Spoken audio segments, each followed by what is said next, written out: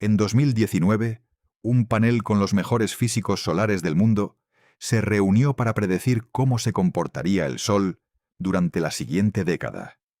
Y se equivocaron. Dijeron, con alta confianza, que viviríamos un ciclo solar débil, tranquilo, parecido al anterior. El Sol hizo justo lo contrario. En mayo de 2024, desató la tormenta solar más potente que había golpeado la Tierra en más de 20 años. Tan brutal que las auroras boreales, esas luces que normalmente solo se ven cerca de los polos, aparecieron en el cielo de México, de Grecia, del sur de España. Millones de personas que jamás habían visto una aurora en su vida salieron a fotografiarla desde sus propias ciudades. Y lo que casi nadie te ha contado es lo que vino después de aquella noche. Porque esa tormenta no marcó ningún final. Fue apenas un aviso de lo que el Sol todavía puede hacer. El Sol ha entrado ahora en la fase de su ciclo, que, según la historia, produce las tormentas más peligrosas de todas. Y nuestra civilización nunca había sido tan frágil ante ellas. En los próximos minutos vas a entender qué le está pasando al Sol, por qué los científicos no lo vieron venir y qué ocurriría si la próxima gran tormenta nos golpea de lleno. Quédate hasta el final y vas a entender qué es realmente ese latido del Sol que llamamos ciclo solar y por qué los expertos fallaron al predecirlo. Vas a descubrir qué desató el Sol sobre nosotros en estos 2 últimos años. Y vas a conocer las sondas y los telescopios que sí lo vigilan de cerca, incluida una nave que literalmente atravesó su atmósfera y sobrevivió. Voy a aclararte también, de paso, por qué el telescopio espacial James Webb, ese del que todo el mundo habla, no tiene ni puede tener nada que ver con la observación del Sol. Y al final vas a ver qué le ocurriría a tu vida, a tu ciudad y a tu país si una tormenta solar como las del pasado nos golpeara hoy, en plena era de los satélites y de Internet. Te lo voy a contar con los datos en la mano, sin inventar conspiraciones y sin venderte un misterio que no existe. Porque la verdad, en este caso, da bastante más respeto que cualquier exageración. Para entender por qué esto preocupa tanto, primero hay que conocer al Sol de verdad, porque no es esa bola de fuego estable y aburrida que parece desde aquí. El Sol late. Cada 11 años, más o menos, su actividad sube hasta un máximo y luego baja hasta un mínimo, en un ritmo que se repite desde hace miles de millones de años.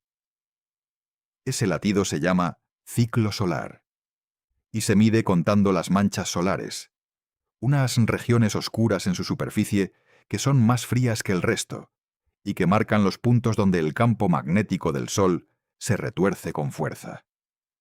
Aunque las llamemos oscuras, esas manchas no tienen nada de pequeñas ni de inofensivas. Una sola mancha solar puede ser más grande que toda la Tierra. A veces, varias veces más grande. Se ven oscuras solo porque están algo más frías que el plasma de alrededor, pero siguen ardiendo a miles de grados. Y lo importante es lo que esconden debajo.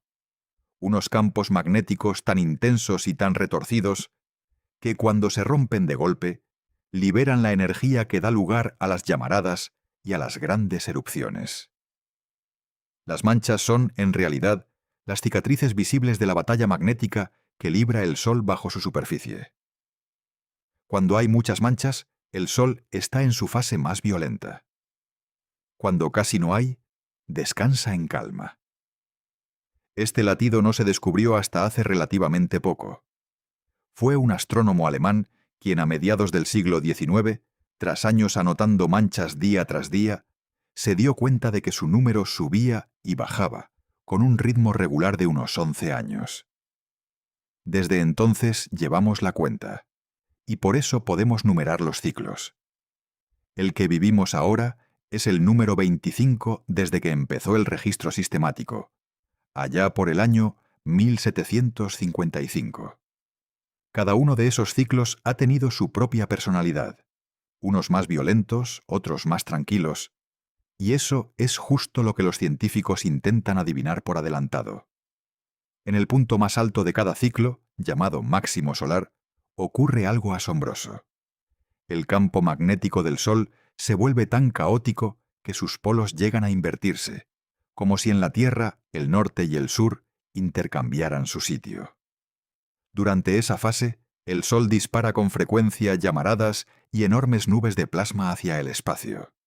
Y cuando una de esas nubes apunta hacia nosotros, golpea el campo magnético de la Tierra y provoca lo que llamamos una tormenta geomagnética, que puede encender auroras preciosas y también dañar satélites, redes eléctricas y comunicaciones. A todo este conjunto de fenómenos, los científicos lo llaman clima espacial, y aprender a predecirlo se ha vuelto algo vital para nuestra forma de vida. Y aquí empieza nuestra historia.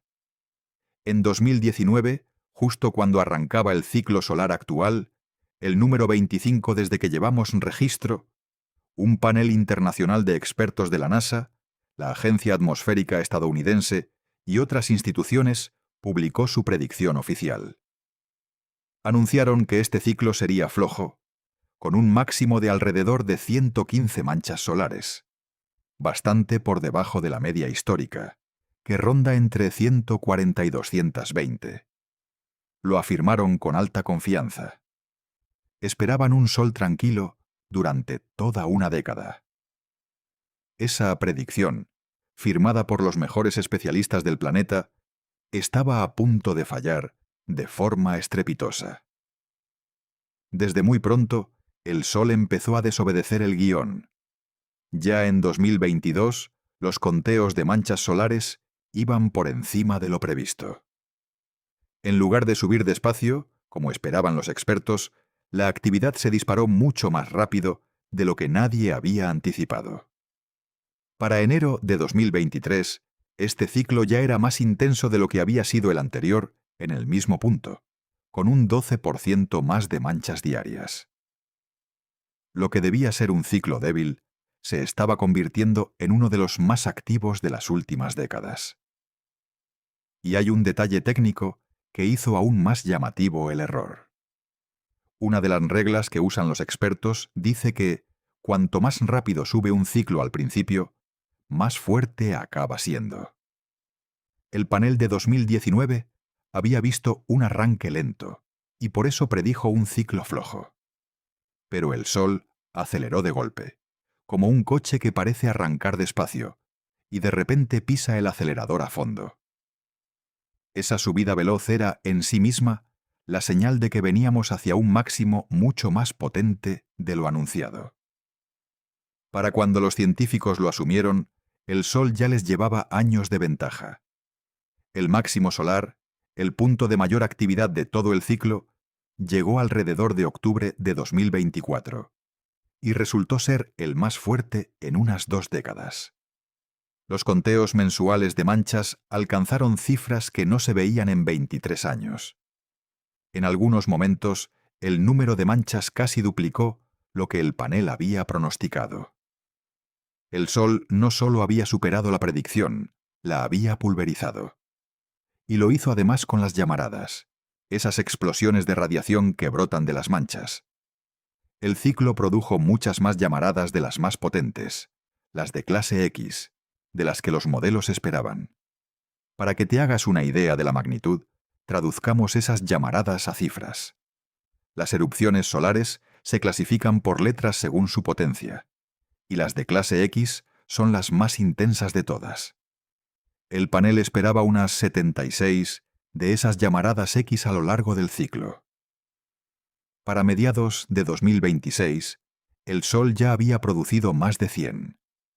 Es decir, no solo hubo más manchas de lo previsto, también hubo bastantes más explosiones de las más violentas. El ciclo 25 superó las expectativas por todos los frentes a la vez, y lo hizo con una contundencia que dejó a los modelos en evidencia. Y aquí surge la pregunta inevitable: ¿cómo es posible que los mejores físicos solares del mundo se equivocaran tanto? La respuesta honesta es que el Sol sigue siendo, en buena parte, un misterio para nosotros. Por dentro es una máquina de plasma de una complejidad brutal, donde se generan campos magnéticos mediante procesos que todavía no entendemos del todo. Predecir un ciclo solar hoy se parece un poco a predecir el clima de toda una década con herramientas a medio terminar. Los científicos lo intentan con modelos cada vez mejores, y aún así, el Sol guarda mecanismos que se nos escapan. El ciclo 25 se convirtió en un recordatorio humillante de cuánto nos queda por aprender sobre la estrella que nos da la vida. Esto puede sonar extraño, porque damos por hecho que el Sol, al estar tan cerca y verlo todos los días, debe de ser bien conocido. La realidad es que el motor que genera los ciclos solares, ese mecanismo magnético escondido bajo la superficie, sigue siendo objeto de intenso debate científico. Hay varias teorías compitiendo para explicar por qué unos ciclos salen fuertes, y otros débiles, y ninguna acierta siempre. Predecir el Sol con décadas de antelación es uno de los problemas abiertos más difíciles de toda la física. Y la historia nos da un ejemplo perfecto de lo impredecible que puede llegar a ser. Entre los años 1645 y 1715, durante 7 décadas, el Sol prácticamente dejó de tener manchas. Fue como si el ciclo se apagara casi por completo, en un periodo que los científicos llaman el mínimo de Maunder. Lo asombroso es que aquellas décadas coincidieron con una etapa de inviernos extremadamente fríos en Europa, con ríos helados y cosechas perdidas, que se conoce como la pequeña edad de hielo. La relación exacta entre ambas cosas todavía se debate, y la coincidencia resulta llamativa. Si el Sol fue capaz de quedarse en silencio durante 70 años, y también de superar con creces las predicciones como ha hecho ahora, entiendes por qué nadie se atreve a dar por seguro nada sobre su comportamiento. Que los expertos se equivocaran no nació de ninguna negligencia. Reflejó, más bien, lo verdaderamente complejo que resulta el Sol. En los días 10 y 11 de mayo de 2024, la Tierra recibió el impacto de la tormenta solar más potente en más de 20 años. Todo empezó en una región de manchas solares gigantesca, tan grande que cabían varias tierras dentro de ella, que disparó una andanada de llamaradas y al menos 8 enormes nubes de plasma en cuestión de días.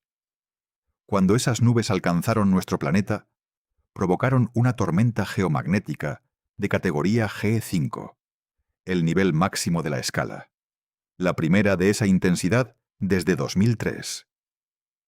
Para situar lo excepcional de aquello, hay que entender la escala. Las tormentas geomagnéticas se miden del 1 al 5, y una G5 es la categoría más alta, reservada para los eventos extremos. No es algo que ocurra cada año, ni mucho menos. La última vez que la Tierra había recibido una tormenta de ese calibre había sido en 2003, más de 20 años antes. Y los expertos calculan que la de mayo de 2024 pudo ser la tormenta solar más potente del último cuarto de siglo. Aquella región de manchas estuvo tan activa que durante varios días fue lanzando erupción tras erupción, como un volcán que no termina de calmarse. A esa tormenta se le puso un nombre propio, la tormenta Gannon, en homenaje a una científica del clima espacial que había fallecido poco antes. Y más allá de las auroras preciosas, dejó efectos muy reales en el día a día. En Estados Unidos, por ejemplo, ocurrió en plena temporada de siembra, y muchos tractores modernos que se guían por GPS empezaron a fallar, porque la tormenta había alterado las señales de posicionamiento. Hubo agricultores que tuvieron que detener el trabajo en sus campos. Las señales de GPS se degradaron, algunas comunicaciones por radio se cortaron, y varios operadores de satélites tuvieron que tomar medidas de emergencia. Fue un recordatorio de que el clima espacial ya no es un asunto abstracto. Toca cosas tan terrenales como plantar maíz. El efecto más visible fue un cielo encendido en lugares donde casi nunca se ve. Las auroras, que normalmente se limitan a las regiones cercanas a los polos, aparecieron de pronto en latitudes bajísimas. Hubo auroras en México, en el sur de Estados Unidos, en Grecia, en Italia, en el sur de España. Millones de personas que no habían visto una aurora en toda su vida salieron de sus casas a contemplar el cielo teñido de rojo y violeta. Para la mayoría fue un espectáculo mágico e inofensivo. Muy pocos se dieron cuenta de que estaban contemplando, en directo, la huella de una tormenta con capacidad para tumbar infraestructuras enteras. Y para mucha gente de habla hispana, fue una experiencia irrepetible. En zonas del norte de México, en el sur de España, en lugares donde una aurora es casi un mito, el cielo se tiñó de rojo aquella noche. Las redes sociales se llenaron de fotos de personas asombradas, muchas convencidas de que estaban viendo algo único en su vida, y tenían toda la razón. Para volver a ver auroras tan al sur podrían pasar años o décadas. Lo que para los astrónomos era la señal de una tormenta histórica, para millones de personas fue, sencillamente, una de las noches más bonitas que recordaban. La belleza y el peligro eran la misma tormenta vista desde dos ángulos distintos. Y la cosa no terminó en mayo. El 3 de octubre de 2024, el Sol lanzó la llamarada más potente de todo el ciclo. Una explosión de clase X9. Para que te hagas una idea de lo que significa una llamarada así, imagina la energía de miles de millones de bombas atómicas liberada en cuestión de minutos desde una sola región del Sol. Una llamarada tan intensa provoca lo que se llama un apagón de radio. La radiación de rayos X que llega de golpe altera la parte alta de la atmósfera terrestre, justo la capa que usamos para que reboten ciertas señales de radio de larga distancia. Durante esos momentos, pilotos de aviones, barcos y operadores de radio en la cara del planeta iluminada por el Sol pueden perder sus comunicaciones durante minutos. No suena tan dramático como un apagón eléctrico, y aún así, en aviación o en operaciones de emergencia, quedarse sin radio de repente puede ser un problema muy serio. El Sol nos afecta de muchas formas distintas a la vez, algunas espectaculares y otras silenciosas. Esa radiación viaja a la velocidad de la luz y alcanza la Tierra en apenas 8 minutos, alterando las comunicaciones por radio en la mitad del planeta iluminada. Y detrás de la llamarada suele venir algo más lento y más peligroso: una eyección de masa coronal, que es una nube de miles de millones de toneladas de plasma magnetizado avanzando por el espacio. Si esa nube viaja dirigida hacia la Tierra, el golpe está servido. Detente un momento en lo que es realmente una de esas nubes. Una eyección de masa coronal es una porción de la atmósfera del Sol que sale despedida al espacio, formada por miles de millones de toneladas de gas eléctricamente cargado y atrapado en campos magnéticos. Viaja a millones de kilómetros por hora, y aún así, por lo enorme de las distancias, suele tardar entre 1 y 3 días en llegar hasta nosotros. Ese retraso es, en parte, nuestra salvación, porque nos regala un margen de aviso. Cuando los satélites detectan que una de estas nubes ha salido disparada hacia la Tierra, los científicos pueden calcular cuándo llegará y dar la alarma para proteger lo más crítico. El problema es que cuanto más rápida es la nube, menos tiempo de reacción tenemos. Y por impresionantes que fueran las erupciones que vimos de frente, es muy posible que las más colosales de este ciclo ni siquiera apuntaran hacia nosotros. Usando naves que observan el Sol desde otros ángulos, los científicos detectaron en la cara oculta de nuestra estrella llamaradas todavía más bestiales que las que golpearon la Tierra, algunas estimadas como las más potentes en años. Esto deja una idea inquietante muy clara. El Sol puede producir explosiones de una violencia tremenda en cualquier momento, y que nos afecten o no depende, en buena medida, de hacia dónde esté mirando la mancha que las dispara cuando estalla. Es, en parte, una cuestión de pura suerte cósmica.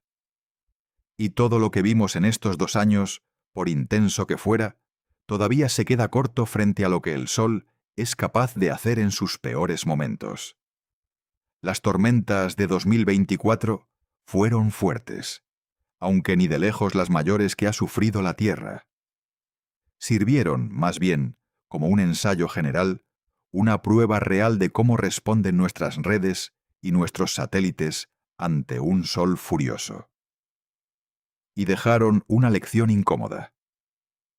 Si una tormenta de este nivel ya nos obliga a tomar medidas de emergencia, todavía no estamos listos para la que de verdad podría llegar algún día. Llegados a este punto, toca desmontar un error muy extendido. Mucha gente asocia cualquier descubrimiento espacial impresionante con el telescopio espacial James Webb, porque es el más famoso del momento. Pero el Webb no observa el Sol, y además no puede hacerlo. Ese telescopio está colocado a 1,5 millones de kilómetros de la Tierra, en un punto del espacio donde siempre se mantiene de espaldas al Sol. Lleva un enorme parasol del tamaño de una pista de tenis, cuya única función es bloquear la luz y el calor solares, para poder captar el frío resplandor de galaxias lejanas. Si alguien girara el Webb para apuntarlo al Sol, lo destruiría al instante. Así que cualquier titular que diga que el James Webb fotografió algo en la superficie del Sol es sencillamente falso. Y esto no es un detalle menor, porque entender qué hace cada telescopio te protege de un montón de desinformación. El James Webb fue diseñado para lo contrario que mirar al Sol. Su trabajo es captar la luz infrarroja más débil del universo, la de galaxias tan lejanas que su brillo lleva miles de millones de años, viajando hasta nosotros. Para lograrlo, necesita un frío extremo y una oscuridad absoluta. Por eso huye del Sol y se esconde tras su parasol. Pedirle al Webb que observe el Sol sería como pedirle a un telescopio de visión nocturna que mire directamente a unos faros a 1 metro de distancia. Cada instrumento tiene su misión, y la del Webb está en el otro extremo del cielo, lejísimos de nuestra estrella. Entonces, ¿quién vigila al Sol de verdad? Pues toda una flota de naves y telescopios diseñados específicamente para ello, capaces de mirar de frente a nuestra estrella sin quemarse. Uno de los más importantes es el Observatorio de Dinámica Solar de la NASA, un satélite que lleva desde 2010 fotografiando el Sol entero sin descanso, captando cada llamarada en varios colores de luz. Está también el Solar Orbiter, una misión europea y estadounidense que se acerca al Sol para retratarlo desde ángulos nuevos, e incluso ha logrado detectar explosiones en la cara oculta de nuestra estrella. Y en lo alto de un volcán de Hawái, el telescopio solar Inouye toma las imágenes más detalladas que se han logrado jamás de la superficie del Sol, con una nitidez que permite distinguir estructuras del tamaño de un país entero.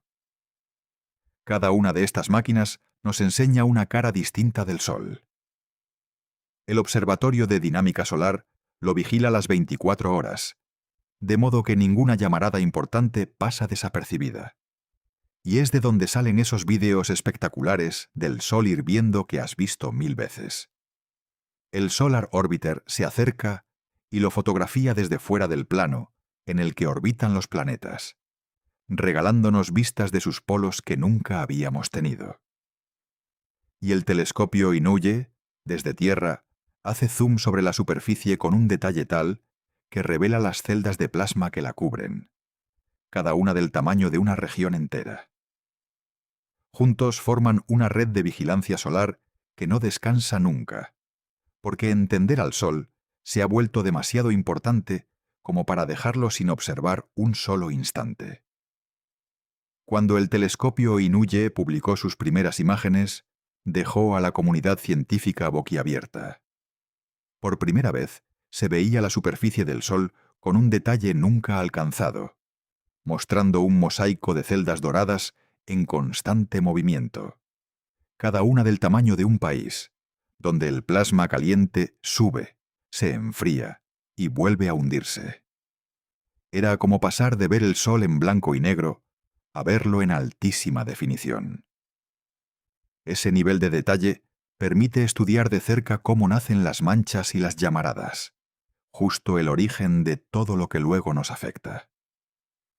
Pero la hazaña más espectacular de todas la protagonizó una sonda del tamaño de un coche pequeño llamada Parker Solar Probe. Su misión sonaba a locura: acercarse más al Sol que ningún objeto en la historia y, literalmente, atravesar su atmósfera. La nave despegó en 2018 y durante 6 años fue usando la gravedad del planeta Venus para frenar y dejarse caer cada vez más cerca del Sol. Y el 24 de diciembre de 2024 logró su mayor acercamiento, pasando a poco más de 6 millones de kilómetros de la superficie solar. Puede sonar a mucha distancia, pero en términos cósmicos equivale a rozarlo. Si la distancia entre la Tierra y el Sol fuera un campo de fútbol, Parker habría llegado a apenas 4 pasos de la portería contraria. Llegar tan cerca fue una proeza de paciencia y de física. No se puede, sin más, lanzar una nave directa hacia el Sol, porque la propia velocidad con la que la Tierra orbita la mantendría girando alrededor a una distancia segura. Para caer hacia el Sol hay que frenar, y frenar en el espacio es dificilísimo. La solución fue usar el planeta Venus como freno.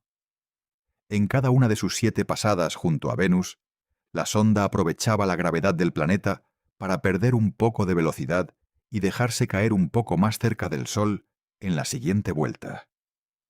Fueron 6 años de acercamientos cada vez más audaces, una espiral lenta y calculada que terminó llevándola más cerca de una estrella de lo que nadie había estado jamás. Lo más increíble es que sobrevivió. En su punto más cercano, Parker viajó a casi 700.000 kilómetros por hora, convirtiéndose en el objeto más rápido jamás construido por el ser humano, tan veloz que cruzaría un país entero en cuestión de segundos. Atravesó la corona, la atmósfera exterior del Sol, donde la temperatura supera el 1.000.000 de grados. Y lo aguantó gracias a un escudo de espuma de carbono que soportó cientos de grados, mientras los instrumentos de su interior se mantenían casi a temperatura ambiente. 2 días después de aquel vuelo, una simple señal confirmó que la nave había sobrevivido al abrazo del Sol. Por primera vez en la historia, un aparato humano había tocado una estrella y había vuelto para contarlo, trayendo datos de un lugar donde nunca habíamos estado. Esa es la clase de tecnología y de valentía con la que de verdad estudiamos al Sol. Y lo que Parker está descubriendo ahí dentro es oro puro para la ciencia. Al volar a través de la corona, la sonda toma medidas directas del viento solar, ese flujo constante de partículas que el Sol lanza en todas direcciones, y que es, en el fondo, el responsable del clima espacial que nos afecta. Durante décadas estudiamos ese viento solo desde lejos. Ahora, por fin, lo medimos en su propia fuente, en el sitio donde nace y se acelera. Cada pasada de Parker trae datos de un lugar al que la humanidad nunca había podido asomarse. Y esos datos están ayudando a mejorar justo lo que más nos importa: nuestra capacidad de predecir cuándo y cómo nos va a golpear el Sol. La nave que tocó la estrella nos está enseñando, poco a poco, a defendernos de ella. Entre sus hallazgos hay uno especialmente curioso. Parker descubrió que, cerca del Sol, el viento solar no fluye de forma suave y recta, como se pensaba. Viaja lleno de zigzags bruscos en el campo magnético, como latigazos. Los científicos los llaman cambios de dirección, y todavía intentan entender por qué se forman. Detalles así, que solo se pueden ver estando dentro de la corona, son piezas del rompecabezas que nos ayudan a comprender cómo el Sol lanza su energía al espacio. Y cuanto mejor entendamos ese mecanismo, mejor podremos anticipar cuándo una de esas ráfagas se transformará en una tormenta capaz de golpearnos. La ciencia básica de hoy es la alerta temprana de mañana. Y ahora llega el giro, que cambia por completo cómo deberías mirar todo esto. Mucha gente piensa que, como el máximo solar ya pasó en 2024, lo peor ha quedado atrás y podemos relajarnos. La realidad es justo la contraria, y resulta uno de los datos menos conocidos sobre el Sol. Es cierto que el Sol ya ha entrado en su fase de descenso, con cada vez menos manchas. Pero la historia demuestra que las tormentas más fuertes y más peligrosas no suelen ocurrir en el pico del ciclo. Tienden a golpear en los años posteriores, durante esa misma bajada. La calma aparente de las manchas esconde un peligro que, en realidad, puede estar aumentando. Puede parecer contradictorio, así que vamos a explicarlo despacio. Durante el máximo, el Sol está cubierto de manchas y dispara llamaradas con muchísima frecuencia. Pero gran parte de esa energía se reparte en erupciones más pequeñas y constantes. En la fase de bajada, en cambio, quedan menos manchas, y las que quedan tienden a ser más grandes y complejas, capaces de almacenar y soltar de golpe cantidades enormes de energía. Es un poco como una tormenta de verano que justo cuando parece que va amainando, descarga el rayo más fuerte de toda la tarde. Menos actividad de fondo no significa menos peligro. A veces significa precisamente lo contrario. Esto no es una especulación.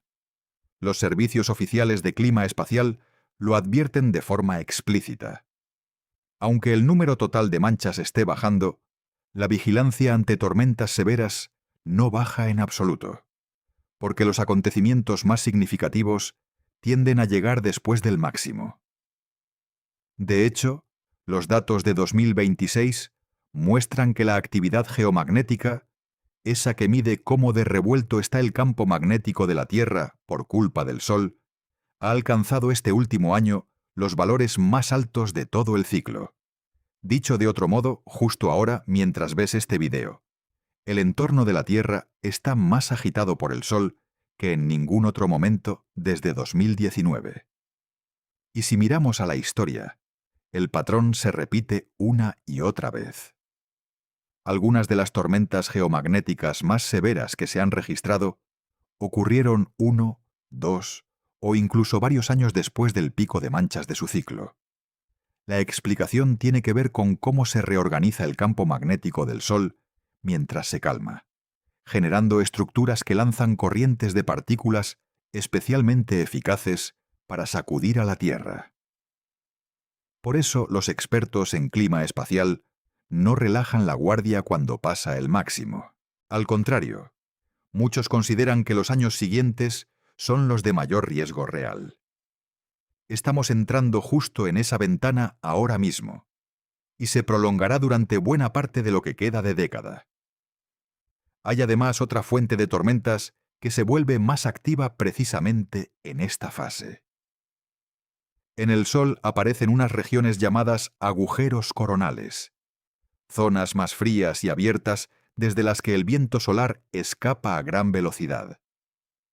Durante la bajada del ciclo, esos agujeros se hacen más grandes y frecuentes, y lanzan corrientes rápidas de partículas que, al alcanzar la Tierra, provocan tormentas geomagnéticas recurrentes. No son tan explosivas como las grandes erupciones, y aún así llegan una y otra vez, sacudiendo el campo magnético del planeta con regularidad. Es otra razón más por la que los próximos años, aunque haya menos manchas, mantendrán el entorno de la Tierra revuelto y a los expertos en guardia. Y el Sol no ha dejado de recordárnoslo.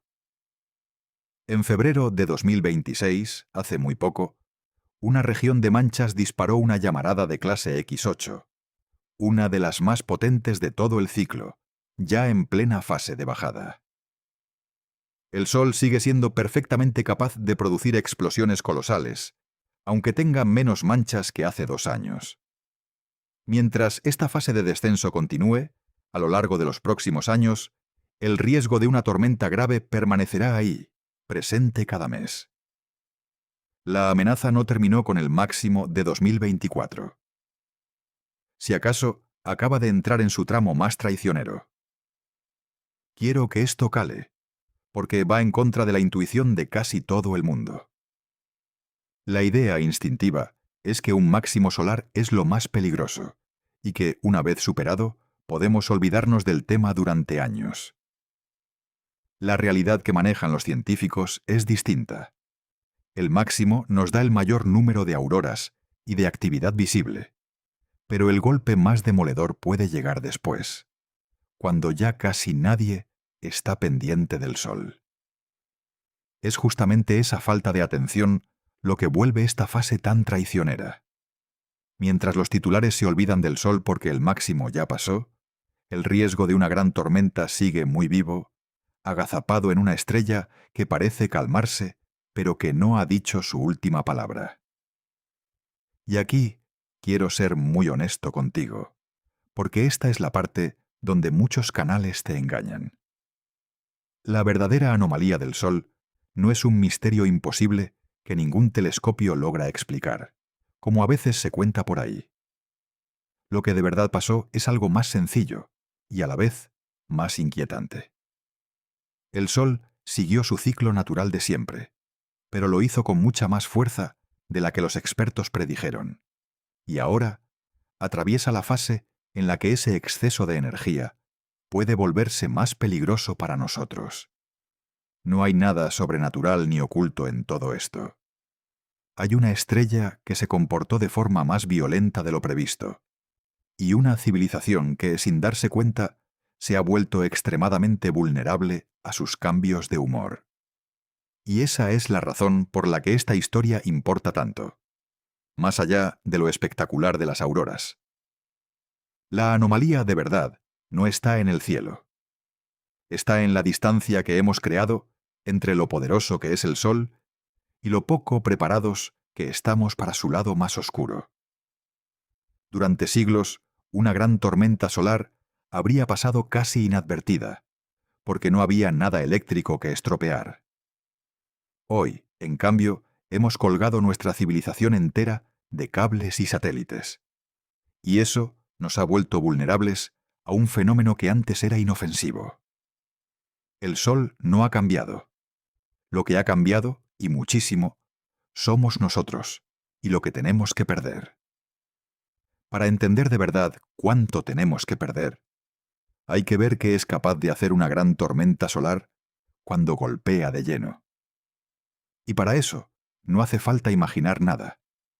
Basta con mirar las 2 veces que ya nos ha ocurrido, una en pleno siglo XIX y otra hace apenas unas décadas. Esas 2 historias, separadas por más de 100 años, dibujan con una claridad escalofriante lo que estaría en juego si una nube de plasma realmente colosal apuntara directamente hacia la Tierra en los próximos años. Y la segunda de ellas ocurrió en un mundo que ya se parecía bastante al nuestro. Para entender lo que está en juego, hay que viajar al pasado, a la mayor tormenta solar jamás registrada. Ocurrió en septiembre de 1859, y la conocemos como el evento Carrington. Aquel día, el astrónomo Richard Carrington observó un destello repentino en el Sol, la primera llamarada solar documentada de la historia. Menos de un día después, una gigantesca nube de plasma que había cruzado los 150 millones de kilómetros hasta la Tierra en apenas 17 horas, chocó contra nuestro planeta. Lo que siguió fue surrealista. Las auroras se vieron hasta en el trópico, en países como Colombia, y brillaban tanto que la gente podía leer el periódico de noche con su luz. Para hacerte una idea de lo extremo que fue, las auroras normalmente solo se ven en los países más al norte o más al sur del planeta, cerca de los polos. Que aparecieran sobre el Caribe es como si una nevada cubriera de pronto el desierto del Sahara. Hubo gente que se levantó de madrugada creyendo que ya amanecía, por el resplandor del cielo. Algunos mineros en las montañas se prepararon el desayuno pensando que era de día. La tormenta de 1859 fue tan colosal que dejó constancia de su paso por todo el planeta a la vez, sin que nadie entendiera del todo qué estaba ocurriendo. Era la primera vez que la humanidad presenciaba la furia del sol con esa intensidad, y no tenía ni idea de lo que estaba viendo. Y entonces empezó el caos tecnológico de la época. Los sistemas de telégrafo, la red de comunicaciones más avanzada de aquel momento, fallaron en todo el mundo. Algunos operadores recibieron descargas eléctricas. En ciertas oficinas, el papel del telégrafo se incendió. Y lo más inquietante de todo, varios aparatos siguieron funcionando incluso después de desconectar sus baterías, alimentados únicamente por la energía que la tormenta había inyectado en los cables. En 1859, con tan poca tecnología, aquello quedó como una curiosidad llamativa y poco más. El problema es que si esa misma tormenta llegara hoy, ya no encontraría un mundo de telégrafos. Encontraría un mundo que depende por completo de la electricidad y de la electrónica. Y ahí está la clave de todo el peligro. Una tormenta solar daña nuestra tecnología a través de un fenómeno sencillo de física. Cuando el campo magnético de la Tierra se sacude con violencia, induce corrientes eléctricas en cualquier cable largo que haya por medio. En 1859, esos cables eran las líneas del telégrafo, y por eso echaban chispas. Hoy, esos cables largos son las líneas de alta tensión que recorren países enteros, las que llevan la electricidad desde las centrales hasta tu casa. Una tormenta lo bastante fuerte puede inyectar en esas líneas corrientes para las que no están diseñadas, sobrecargando y quemando los enormes transformadores que mantienen la red en pie. Y ahí empieza el verdadero desastre moderno, porque sin esos transformadores no hay electricidad. Y no hace falta remontarse tan atrás para ver el peligro. El 13 de marzo de 1989, una nube de plasma mucho más modesta, varias veces más débil que la de Carrington, golpeó la Tierra. En la región canadiense de Quebec, las corrientes que esa tormenta indujo en el suelo colapsaron la red eléctrica en apenas 90 segundos. De golpe, entre 6 y 9 millones de personas se quedaron sin electricidad durante 9 horas, en pleno invierno.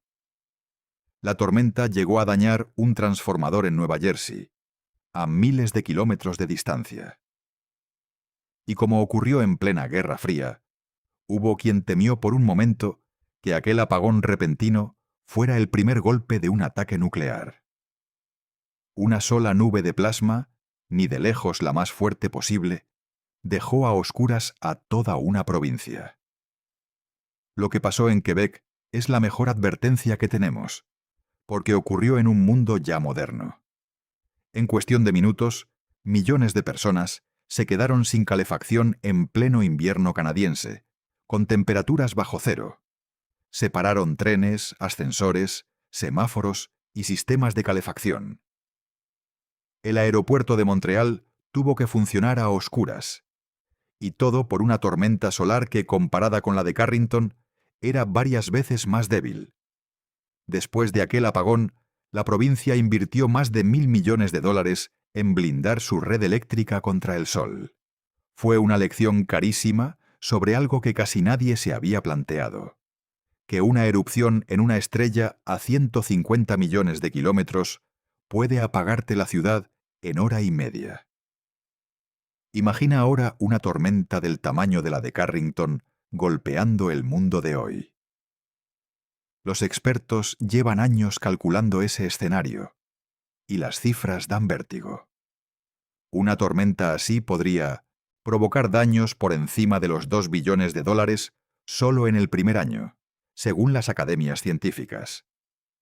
Freiría satélites en órbita, dejando sin servicio el GPS, las comunicaciones y buena parte de Internet. Podría tumbar redes eléctricas enteras y dejar a oscuras a regiones completas. Imagina tu ciudad a oscuras, sin agua corriente, con los cajeros muertos, los móviles inservibles y sin acceso a Internet. Y esta vez, la oscuridad ya no duraría unas horas como en Quebec. Podría prolongarse durante semanas o incluso meses. Esa es la verdadera cara del peligro solar. Y por eso a los científicos les quita el sueño. Lo más preocupante de un escenario así no se queda en el apagón inicial. Llega después, con la enorme dificultad de recuperarse. Los grandes transformadores de la red eléctrica no se compran en una tienda. Son piezas enormes, fabricadas por encargo, que pueden tardar muchos meses, a veces más de un año, en construirse y reemplazarse. Si una tormenta quemara muchos a la vez en distintos países, no habría repuestos suficientes para todos, y la reparación se alargaría muchísimo.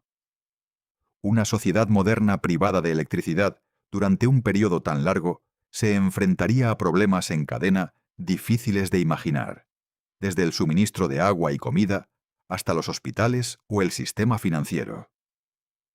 Ese efecto dominó es lo que convierte una tormenta solar fuerte en una de las grandes amenazas globales que de verdad preocupan a los expertos. Y esto no es solo teoría de catástrofes lejanas. En marzo de 2022, una tormenta solar relativamente menor bastó para destruir una tanda de 40 satélites Starlink recién lanzados. No fue que se quemaran sus circuitos.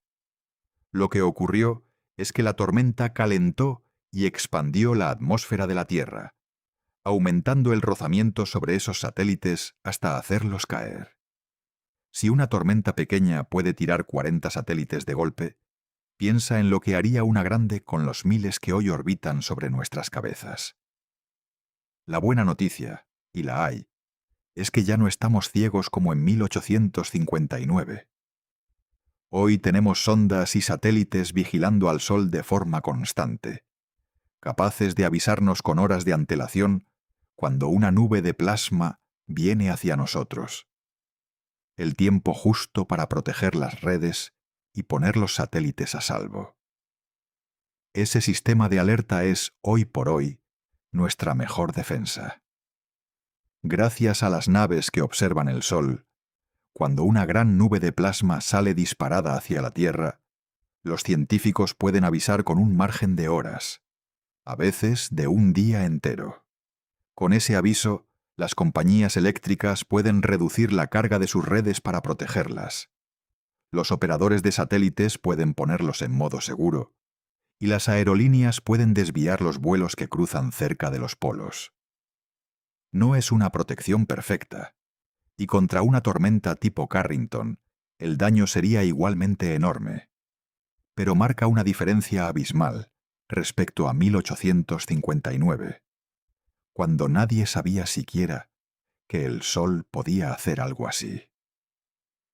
La clave de nuestra seguridad está, más que nunca, en seguir vigilando al Sol sin descanso. Y la pregunta que muchos se hacen es cuándo llegará la próxima tormenta verdaderamente catastrófica. La respuesta honesta es que nadie lo sabe con exactitud. Las estimaciones sobre la probabilidad de un evento tipo Carrington en un ciclo solar concreto varían bastante, desde apenas un 1% hasta cerca de un 25%, según el método de cálculo. Esa horquilla tan amplia refleja lo difícil que resulta predecir al Sol. Pero hay algo en lo que casi todos los expertos coinciden. No hablamos de si ocurrirá, hablamos de cuándo. Tarde o temprano, una tormenta de ese calibre golpeará la Tierra. Y de lo preparados que estemos ese día, dependerá que quede como una anécdota histórica o como una catástrofe global. Y para terminar, quiero recoger lo que de verdad nos enseña todo esto. No hay ningún secreto que nadie te oculte, ni ninguna imagen misteriosa del James Webb que cambie las reglas, porque el Webb jamás ha mirado al Sol. Lo que hay es una estrella que se comportó de forma más salvaje de lo que los mejores científicos del mundo predijeron, y que ahora atraviesa la fase más peligrosa de su ciclo. Y lo que hay, sobre todo, es una civilización que ha tejido toda su vida alrededor de la electricidad, los satélites y las redes, sin estar del todo preparada para el día en que el Sol decida recordarnos quién manda en este sistema. Y quizá esa sea la reflexión más honesta que podemos sacar de todo esto. Vivimos pensando que dominamos la naturaleza, rodeados de pantallas y de luces que damos por garantizadas.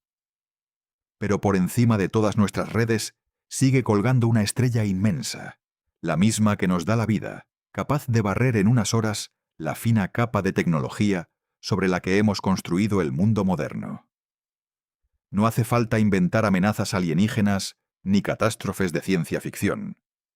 La mayor amenaza para nuestra forma de vida puede venir sencillamente del astro que vemos salir cada mañana sin prestarle la más mínima atención. Déjame en los comentarios qué te ha parecido más impactante. Dime si sabías que el máximo solar ya había pasado y que el peligro real puede estar llegando justo ahora. O si, como mucha gente, pensabas que las tormentas solares eran solo auroras bonitas. Cuéntame también si en mayo de 2024 pudiste ver auroras desde tu zona, porque en muchos sitios de habla hispana se vieron por primera vez en décadas. Y si has llegado hasta el final de este viaje al corazón de nuestra estrella, suscríbete al canal, porque el Sol va a seguir dándonos titulares durante los próximos años. Y aquí vas a poder entenderlos de verdad, sin humo y sin exageraciones.